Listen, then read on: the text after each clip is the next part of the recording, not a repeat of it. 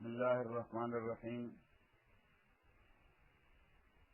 Wa sallallahu ala nabiyyil kareem Muhammadin wa alihi wa ashabihi ajma'in.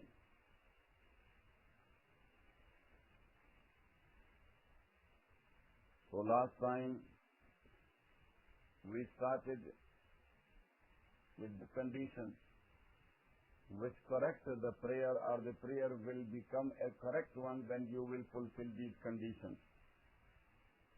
So the first one was the three aforesaid conditions, which is the prerequisite of prayer, and that was, as we mentioned, Islam.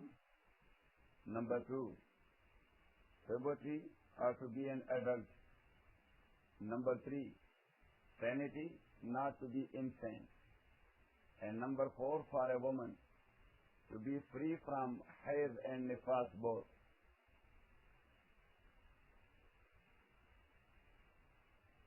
If you will count these 4 conditions as 4 for the correction of prayer. So now the 5th one is the time of that specific prayer.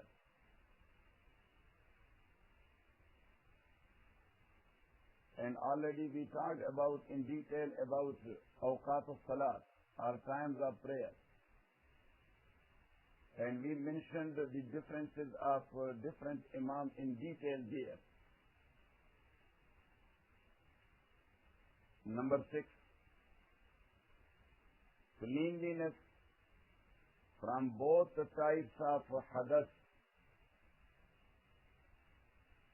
As we mentioned that hadath is 2 types. One is called hadath asghar, or small hadath, when someone is without wudu. And the second one is hadath akbar, or big hadath, when someone is in janabah.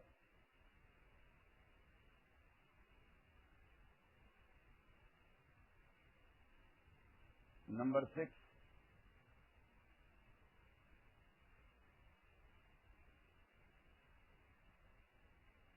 to cover the private parts of body, that is for a man.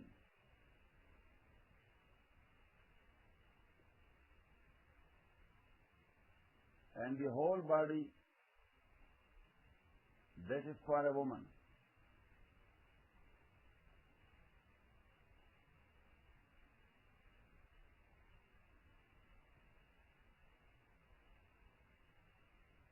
Number 7, 8. Anyhow, this is count. Intention.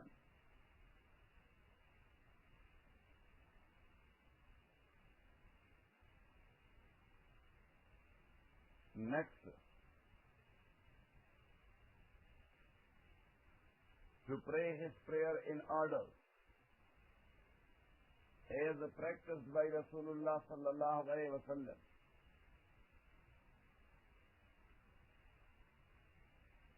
Means starting with intention and qiyam and recitation, and then ruku, and then sajda, and then in the aqaidah.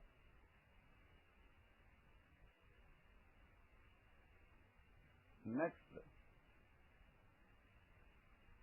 to pray with the continuation in action. So he may not have an interval between. Like, look, he said, Allahu Akbar. Subhanakallahumma wa bihamdika wa tabarak asmuka wa ta'ala jadduka wa la ilaha ghayruk. Then he was waiting for a while, 5 minutes. And later on he started, Alhamdulillah Rabbil Alameen. That's not a correct prayer. Got it? The next one. Not to express anything which is not from Salat and prayer.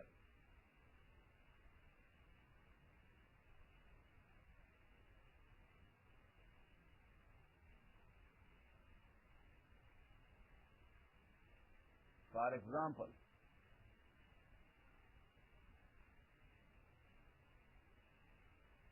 he was in standing position and he was supposed to recite Holy Quran. But what he did, he started at-Tahiyyat lillahi wa salawat wa tayyibat. So in that part of the prayer, at-Tahiyyat is not from prayer. That is from prayer, but in a different form. Got it? The next one. Not to do something which is not from prayer, and he did it without need or more than what was needed. Now look, he was in prayer like this, and what he was doing? Playing with his button, opening it, then tying it, then fixing his jacket. Oh brother, you are praying or you are in dressing room? You know what I'm saying? In such like condition, if you will look at such a guy, you will enter and you will look at such a guy, even though he is facing Qibla. But the way he is practicing all these things, nobody will think that he is praying. So when an outsider cannot think about someone that he is praying, so that type of action will break his Salat. This is right. Got it? Professor, you got it?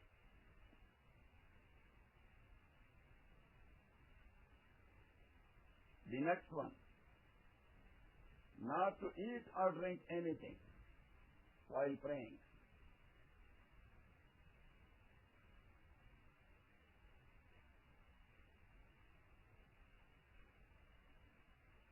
How many are these conditions? 12. So the first three we talked in detail in the first chapter. Now we will start with the first one, which is the time of that specific prayer in detail.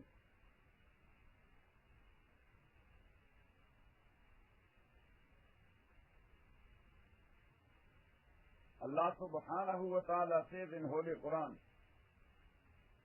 Inna salata kanat ala al-mu'minina kitaban mawquta. That's in Surah Nisa. I don't know the number. Indeed, prayer is mandatory for believers in its appointed time.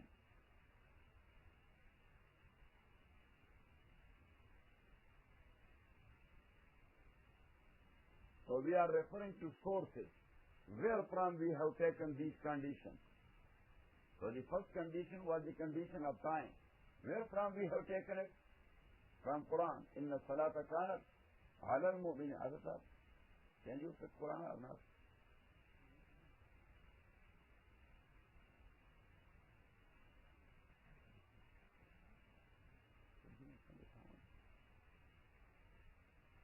He will bring you some vitamins.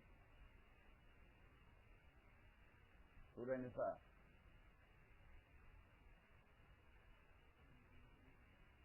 Ayah 103.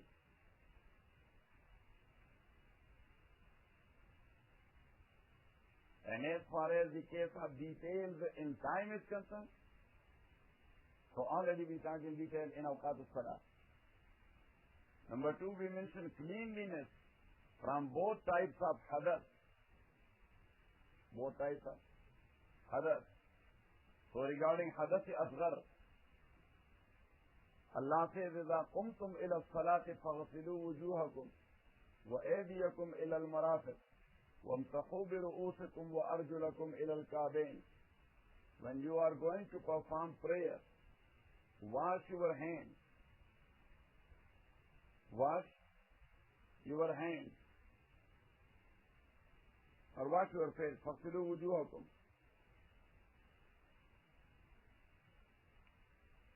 وَأَيْدِيَكُمْ إِلَى الْمَرَافِقِ, and your hands along with elbows. وَامْسَحُوا بِرُؤُوسِكُمْ, and touch your head with wet hands. وَأَرْجُلَكُمْ, and wash your feet. إِلَى الْكَعْبَيْنِ, along with ankles. That's ayah number. Give it to me.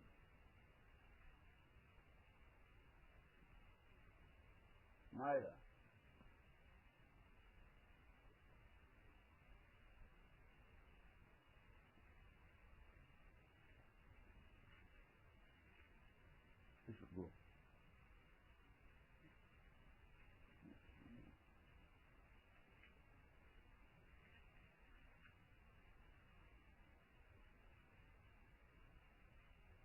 Yes.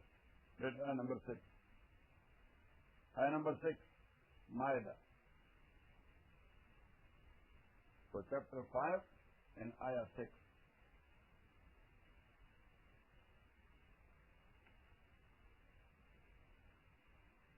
And regarding the second hadath, or the big hadath, Allah says, وَإِن كُنْتُمْ جُنُبًا فَطَهَّرُوا. The same ayah, 5 6.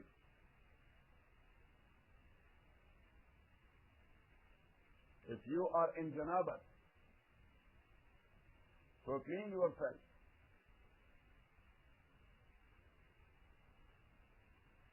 Also a hadith narrated by Abdullah ibn Umar radiyallahu ta'ala anhu, which is there in all books of hadith except the book of Bukhari. Rasulullah sallallahu alayhi wa sallam says, لا يقبل الله صلاة أحدكم إذا أحدث حتى يتوضأ. Allah does not accept the prayer of someone when he or his wudu is broken. But if he made it once again, so it means that without wudu, salat is not okay.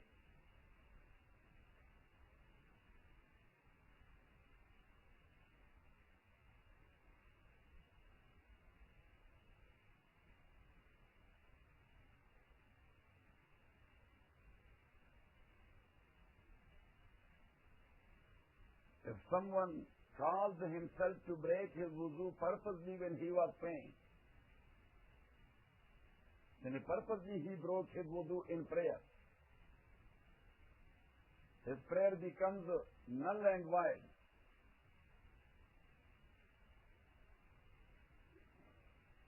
But if it happened accidentally,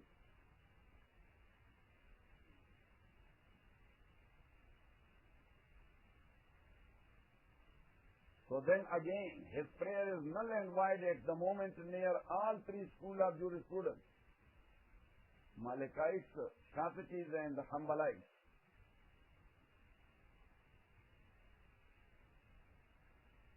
Abu Hanifa in his original madhab, he says, accidentally something happened, it does not nullify prayer.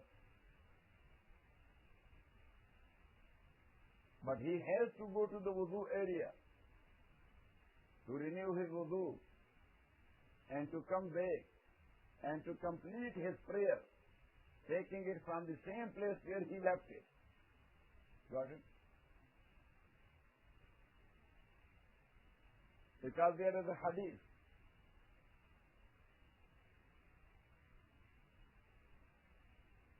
from Ali ibn Talaq radiyallahu ta'ala anhu.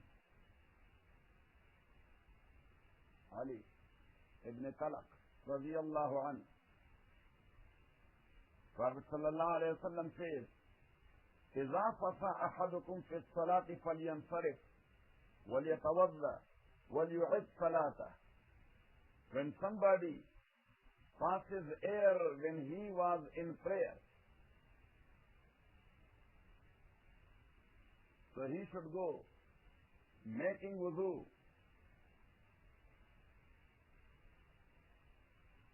and completing his prayer.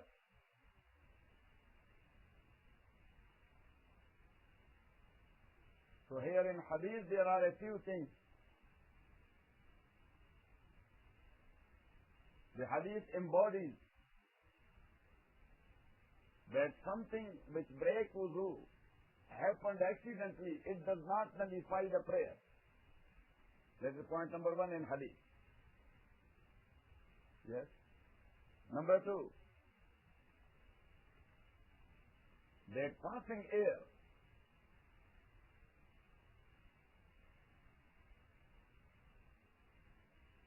purposely, that is against the etiquette and one has to be blamed for. And that is considered a bad habit. Yes? And especially in Pashto culture. If it happened accidentally, but he has to leave his country forever.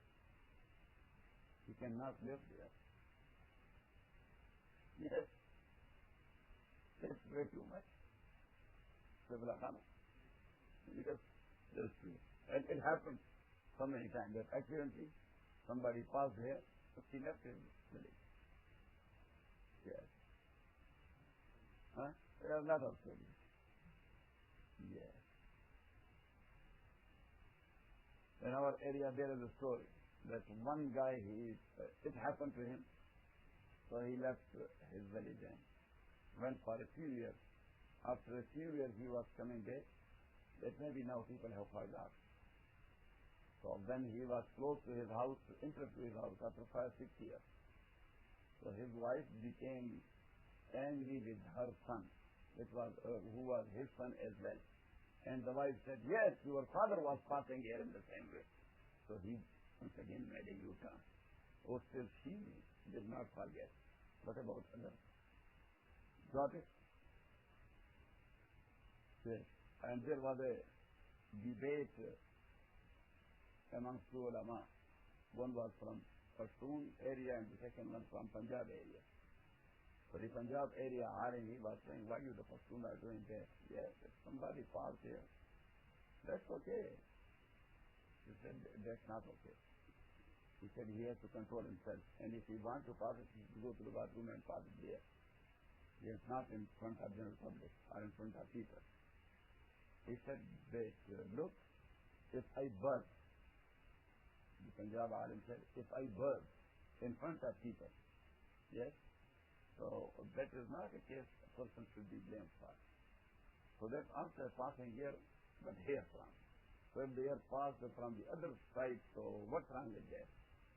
So the Pashto alim, he gave a very best argument in this regard. He said that this mouth you are passing here from, you keep it open, so just show me the other mouth for a while. He said that chaos is wrong. So anyhow, you got it or not it? So anyhow, also the hadith is supporting the Pashto idea. That's why Rasulullah said that somebody passed the ear. فَلْيَنْصَرِفْ, he should go, وَلْيَتَوَضَّأ. In another hadith, there is another hadith. وَلْيَأْخُذْ بِأَنْفِهِ. وَلْيَأْخُذْ, that he passed the air.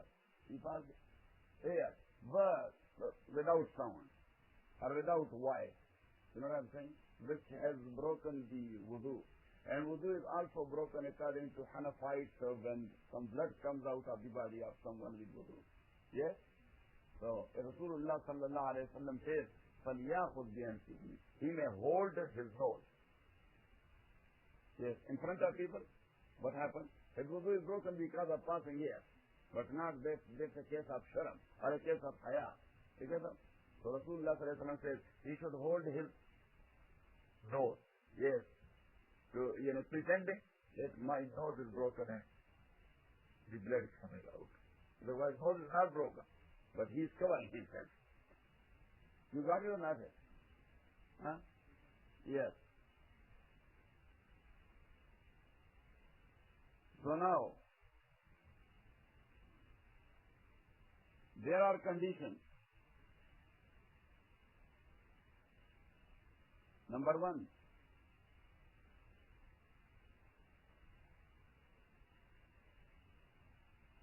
the place where he is going to renew his wudu may not be far away, like this one. Number two, when he is going, he may not turn around from Qibla. So he has to go like this. Look at me. He was standing here and his wudu was broken. So when he is going here, so he should go like this. He is facing the Qibla. In the same way he will be entering the wudu area. And when he is making wudu, so he will be facing Qibla at the same time. Got it? Another condition. He may not do or say anything which is against the prayer, because still he is considered as he is in prayer. Got it? Number 4. Yes, so these are the three conditions. But this is actually the original saying of Imam Abu Hanifa because of Hadith. But that is not a practical madhab of Hanafites. You should write it. Their practical madhab is like that of all other three Imams. That even though if the wudu is broken accidentally, the prayer has become nullified. Because these conditions are very difficult. Yes or not? Yes. These conditions are very difficult. Maybe the water heater is broken, he will go there and he will find out that, oh, no water is there. Yes? Huh? Huh? What is that? Huh? The other condition which we mentioned, cleanliness from khabath. This was cleanliness from hadath. And other one is cleanliness from khabath. And we mentioned before that there are two types of najasa. One is called najasa haqiqiyya or khabath. And the second one is called najasa hukmiyya or hadath. So in case of hadath, when somebody does not have wudu, there is no any physical thing on his body. Is there any? No.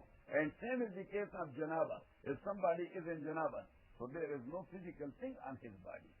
Maybe something is there on private parts of body, but on whole body, and he is going to wash the whole body. Yes. In case of wudu, he is going to wash his hand and his face, and nothing physical is there. So that's why that is called hadath hukmi. That is a filth hukmi, not haqiqi. And not physical. Sharia said that yes, his body is not okay for prayer. His body not okay for prayer. That's called najasati hukmi. Then Sharia did that hukum. Sharia ordered. So, got it? And the second one is najasati haqiqi. Like urine, or excreme, or blood, or wine, or any other filthy thing on his body or clothes. Yes? So that is for the correction of Salat. That is another condition. Not to have khabath, Khabath. Not to have khabath neither on his body nor on his dress and not on the place he is praying upon. Where he is praying. That must be clean also. The prayer place must be clean also. Yes?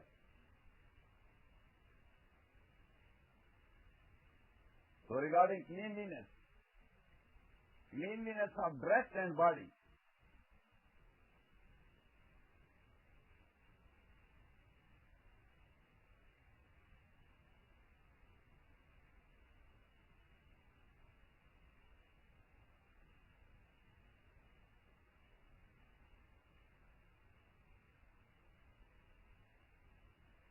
If somebody has some filthy or dirty thing with himself, but he forgot, and he prayed therewith, his prayer is done near Imam Malik. Rufi'an ummati al-khataw wa nisyan. Look, he was taking his urine to hospital. Where? To hospital. And the small bottle of urine, full of urine, that was in his pocket. In a plastic bag, in his pocket. But he forgot it, and he prayed. He forgot, and he prayed. According to Imam Malik, his prayer is okay. Because of the hadith, Rufi'an ummati al-khataw wa nisyan. That somebody who did something by way of mistake or forgetfully, yes, it may not be taken into consideration. Yes, he will not be accounted for. Got it? Who said it? Imam Malik.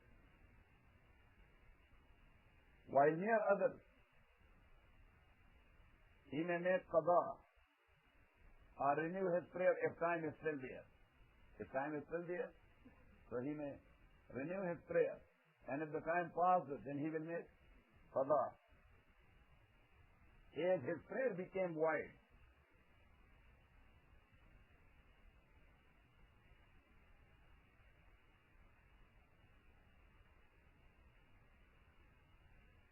And if he did it purposely means he was aware of that a bottle full of urine is in my pocket.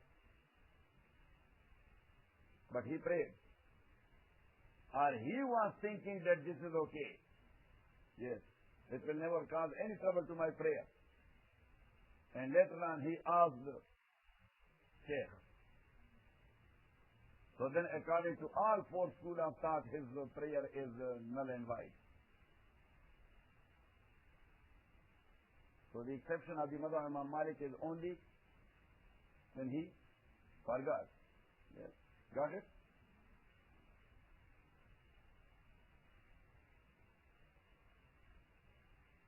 If somebody had only a filthy and dirty cloth to cover his body,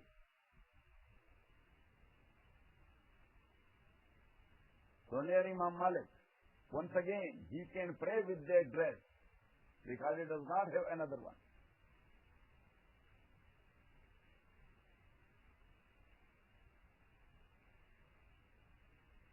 But Imam Malik says, if the time still remained and he found a neat cloth, so he must repeat his salat.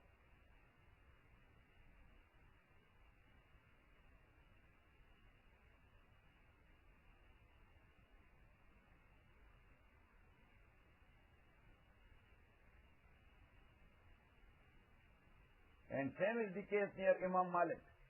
If somebody prayed in a natural silk cloth, which is haram for a man, natural silk cloth, not silk cloth, natural silk. Yes, because Hafiz Sahib is wearing sometimes. You have silk cloth? Huh? Yes, there is. Natural silk is very, very expensive. Huh? Hafiz will never wear it. Hafiz, you are going to Karachi. If you will find, you should write. If you will find, they call it Do Goda Bosti. I tried in Lahore, but I couldn't find. No 2 hours nahi, Do Goda Bosti. And that's actually from China. Sometime back that was very famous. For a while I am looking for that, but I couldn't find neither in Peshawar nor in Lahore. In the Rawalpindi I couldn't. Maybe in Karachi people are still. Yeah. Huh? This is clothes. Yes, for dress. Fabric. So then you should buy me 2-3 dresses. Got it? Yes, clothes for 2-3 dresses. He will pay. Will he?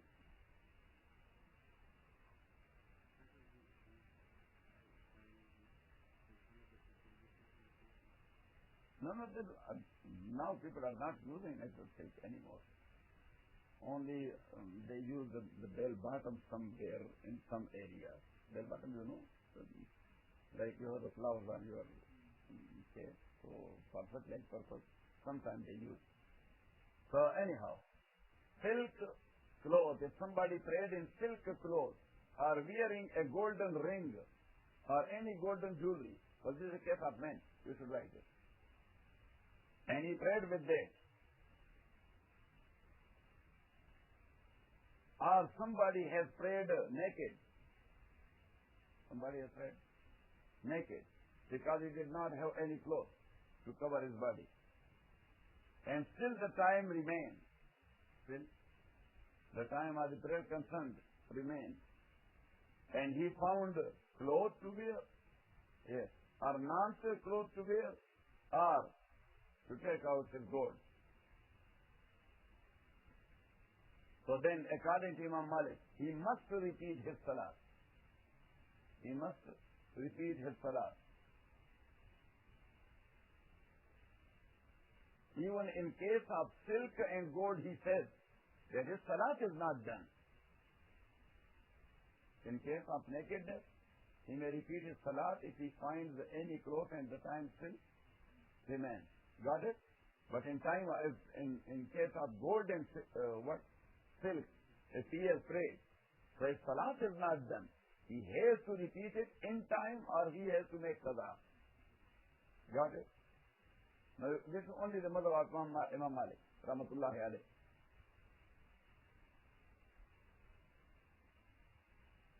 Abu Hanifa says, rahimahullah, wearing silk or gold ornament, that is haram because of the hadith.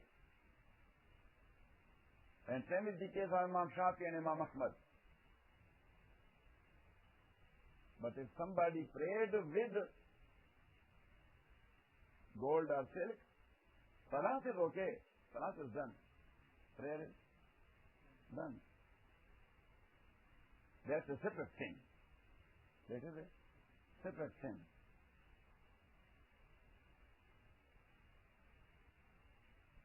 Got it or not? That is like somebody stolen clothes from somewhere. Yes. From PJMS or from somewhere. And he prayed prayer therein. So his prayer is done. Yes, that stolen property is another thing. Got it or not? Yes.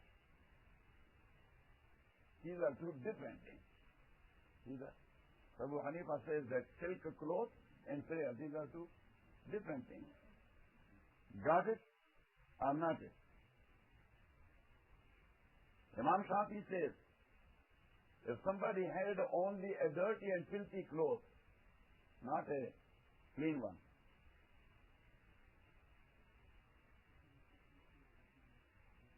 measure, yes.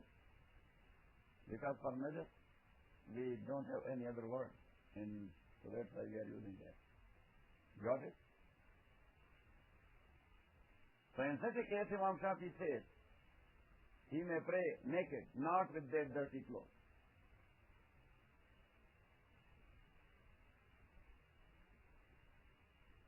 Abu Hanifa says,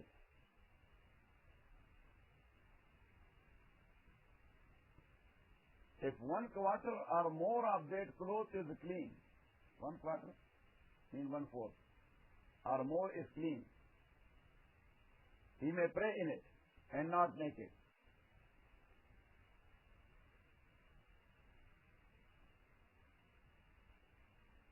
And if less than 1/4 is clean, so still he may pray in that is recommended.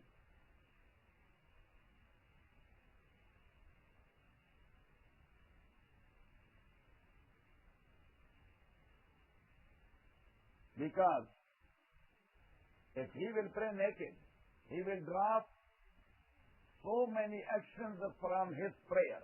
If somebody is praying naked, so what he will do? Look at me. He will be sitting like this. Allah Akbar. Yes, he will drop qiyam. What? Standing. Then he will drop ruku. He will not make ruku. Allah Akbar. Yes, with indication. With what?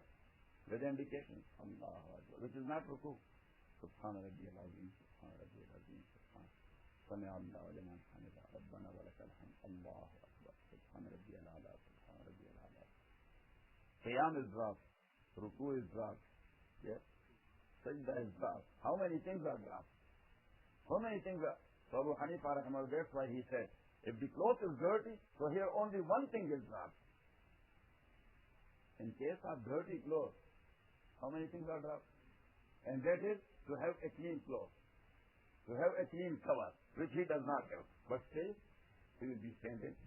Cloth is dirty, yes, but he will be done. Allahu Akbar. Allahu Akbar. Allahu Akbar. So in case of naked, he will drop a lot of things, but in case of dirty clothes, he will drop only one thing. Drop it, which is cloth. So that's why he said it is recommended to pray with their dirty clothes. Yes? Yes or not?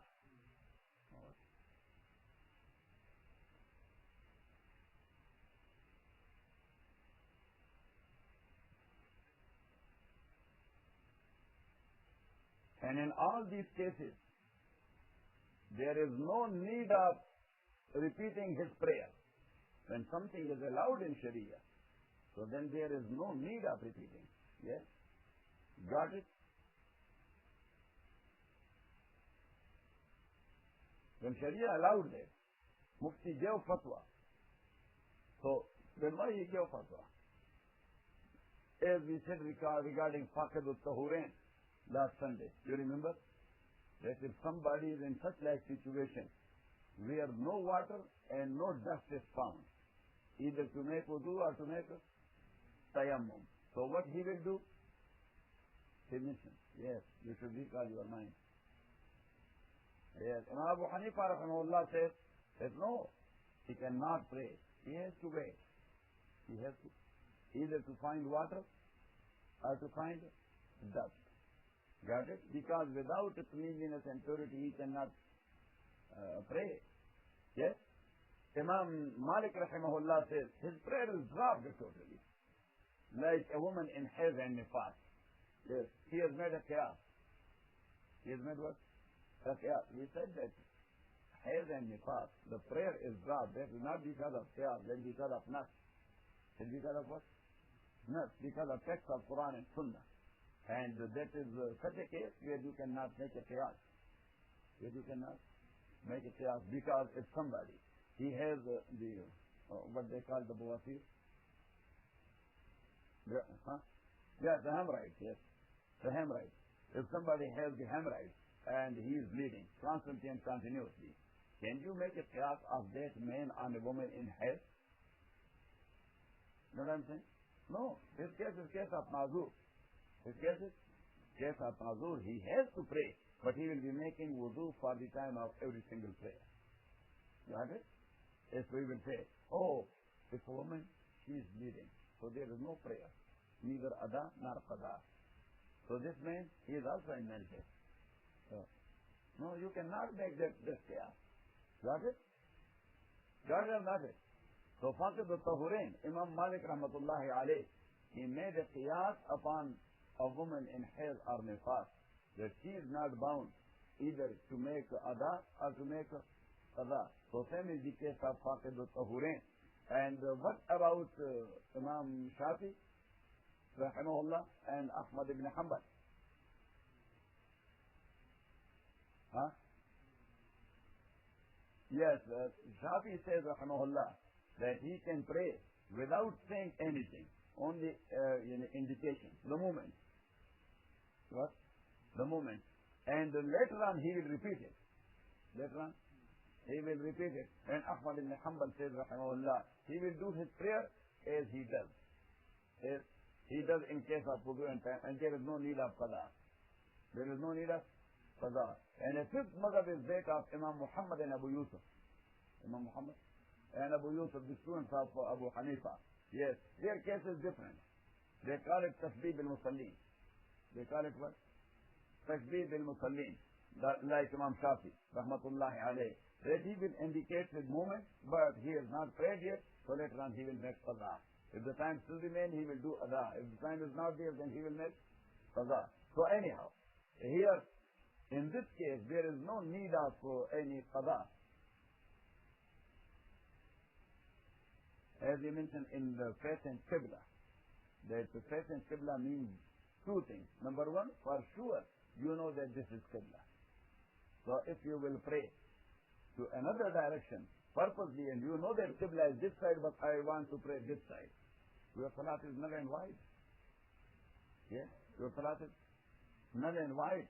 Number two, if the direction is not known to you and nobody is there to ask for the direction, so what you will do? Say, taharri. It's called what?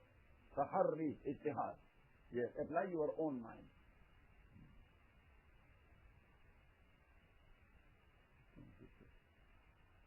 Yes. So 51%, you say, this is. Just start. Got it? In the same direction. When you were praying at the same time, it came into your mind that this is wrong. Qibla is to my right. Stop around. Even though if you are turning around like this. And I I told you a story in this regard. That was not the case of Taharri, that was the case of Tawjih. We were there in a, what they call in a ship, in Canada. And we were, yes, I was a student and two other ulama. So we were three in group. Four in group. Yes. And one alim, he's from Pakistan. So on the rooftop of the ship, we went there for Maghrib prayer. So there were these benches and desks to sit there in. We arranged a place to pray there. No any big place was there, so that's why we arranged it to. So we started in the direction of Qibla. That was no. We started our prayer in the direction of Qibla. But the ship was moving. So the ship was moving. So you are bound to move with the direction of Qibla. So the Imam, he was moving with the direction of Qibla, like this. And we were trying to move, but we were in between these desks and benches. You know what I'm saying? Yes. So he was moving because he was in the front. He was moving and we were trying to move. Yes. And suddenly we came to such a condition that we were fighting each other.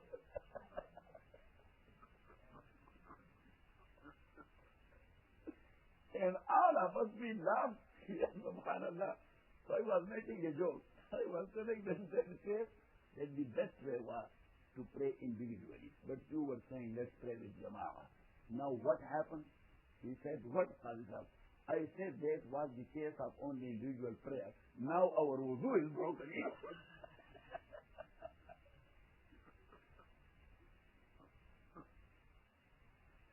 He said, yes, you are right. Yes, you are right. We cannot apply these 50 rules in such a way as you apply it. I said, yes. I told you, let's pray individually. You said, Allah Jama'ah, I didn't recommend it. I said, no place to do Jama'ah. Yes. So now what happened? Because of Jama'ah, our wudu is broken. Because according to Abu Hanifa, it breaks the wudu. Because the hadith of Abu Hurairah, radiyallahu ta'ala, according to others, it does not. But according to Abu Hanifa, it breaks wudu when you are in prayer and you laugh with it. Yes, you got it or you got it? Yes, Professor, you were saying something.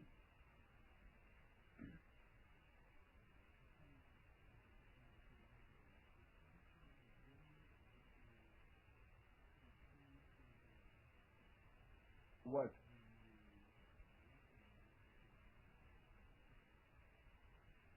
No, you may not repeat.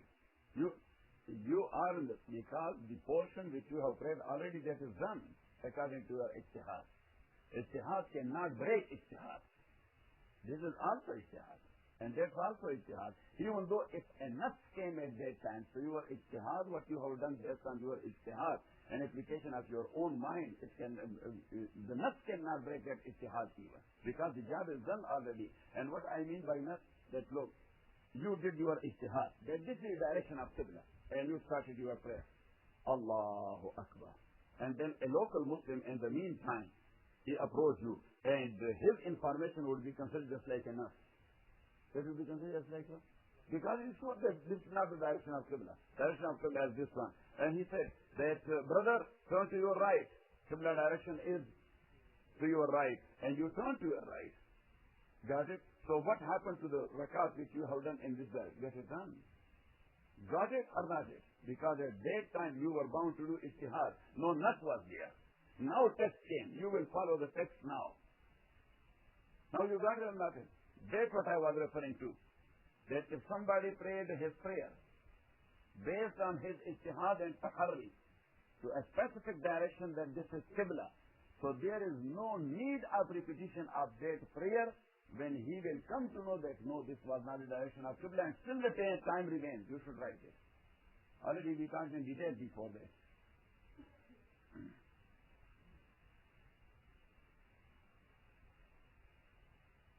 Got it? Another issue. If a portion of cloth he was wearing was filthy or najas, but it was not known to him which portion of this cloth is dirty or filthy. and he did not have another clean cloth, so it is enough to wash any side of that cloth based on his ijtihad once again. Yes, look, you should look at that cloth like this. Then his mind told him that this side was, and the cloth is clean. Got it? Even though he did not wash the filthy part, but based on the ijtihad, that was the filthy part which he washed. Got it or not it?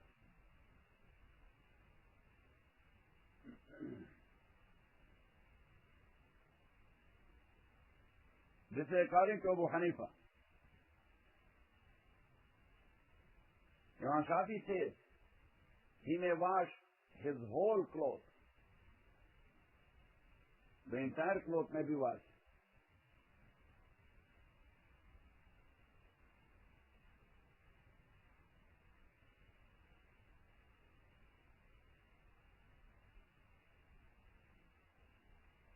Another issue, if he had two dresses, and one of these two dresses was filthy for sure, but he forgot which one.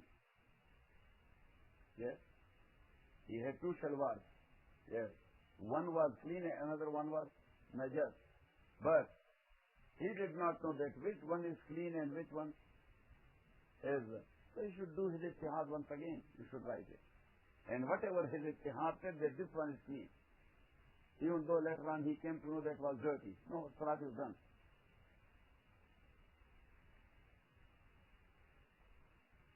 Got it? And this is according to Imam Shafi. In two clothes, this ijtihad is according to Imam Shafi.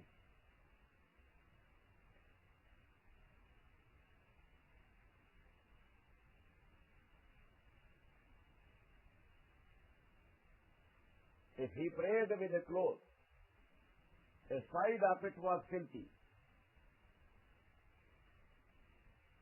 He prayed with a cloth, a side of or a portion of that was filthy. But he was using it in such a way that the filthy side of the cloth was not moving with his movement. I will give you an example. First you should write my words. He was using the cloth in such a way that the filthy side was not moving in his movement. Then his prayer is okay, because he is not using that part anymore. Like this. Can you give me your Abba? Yes. I'll give it back. Don't worry. Jazakallah. Sorry for bothering you. Okay. So look, for example, this portion is filthy. Yes? But I was using it. When we say like this, so it doesn't mean the whole body. The covering of the body which is first in prayer. Says all these cases are related to like this. Yes. So I was using it like this. Yes. To cover my private part. And this part which was dirty, it was on the side. Yes. I was praying with.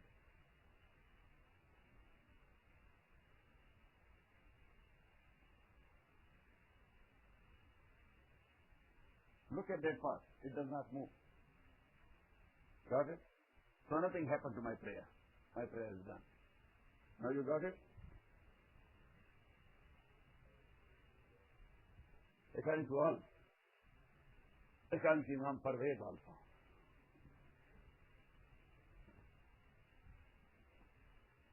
Because you are not using that part. But Shafi says another thing.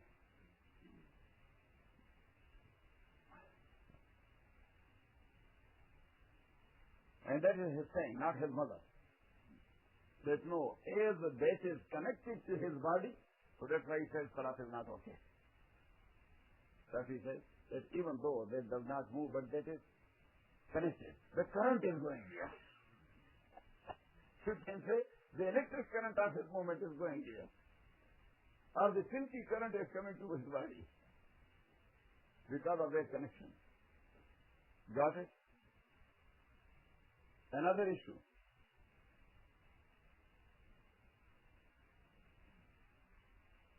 I think for today that's enough. Furthermore, وصلى الله الحمد لله رب العالمين والصلاة والسلام على رسول محمد وعلى أصحابه أجمعين. اللهم ربنا ارحمنا بالقرآن زدنا وزدنا بالقرآن ما نسينا وعلمنا منه وجعلنا صلاة وجعلنا لا إله إلا أنت رسول الله خير. Yes, Bismillah.